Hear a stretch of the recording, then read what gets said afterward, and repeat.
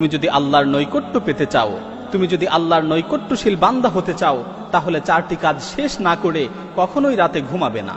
প্রথম কাজ, আল্লাহ ইয়ানামা ওয়ালাহু ওয়াজহুল আরদি খাসামুন, কারো সাথে ঝগড়া বিবাদ চলছে, এই ঝগড়া বিবাদের মীমাংসা না করে রাতে ঘুমাবে না।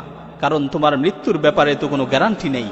এই ঝগড়া বিবাদের মীমাংসা না করা অবস্থায় যদি রাতে তোমার মৃত্যু হয়, আর বিবাদী ব্যক্তি যদি কিয়ামতের দিন তোমার বিরুদ্ধে আল্লাহর কাছে বিচার দায়ের করে, সেই সময় তুমি কি করবে?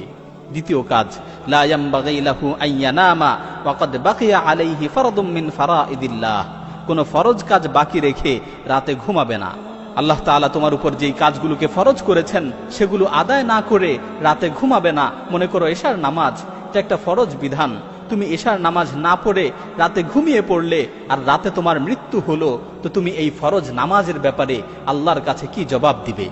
তৃতীয় কাজ, লা ইয়ামবাগি আইয়ানামা মা লাম ইয়াতুব মিন যুনুবিহি আল্লাতী সালাফাত মিনহু, গুনাহ থেকে তাওবা না করে রাতে ঘুমাবে না।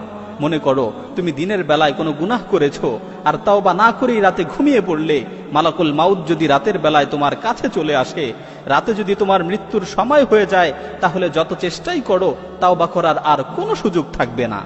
চতুর্থ কাজ, লা ইয়ামবাগি আইয়ানামা হাত্তা ইয়াকতুবা ওয়াসিয়াতান সাহিহা, ঘুমানোর পূর্বে উত্তম একটি ওসিয়ত না লিখে ঘুমাবে না। কারণ তোমার মৃত্যুর তো কোনো নিশ্চয়তা নেই। রাতের বেলায় যদি তুমি মৃত্যুবরণ করো, তাহলে ওসিয়ত করার আর কোনো সুযোগ থাকবে না, তাহলে ওসিয়ত করার আর কোনো সুযোগ পাবে না।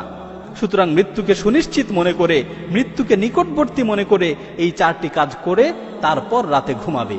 যদি তুমি এই 4টি কাজ করতে পারো, তাহলে তুমি আল্লাহর নৈকট্যশীল হতে পারবে।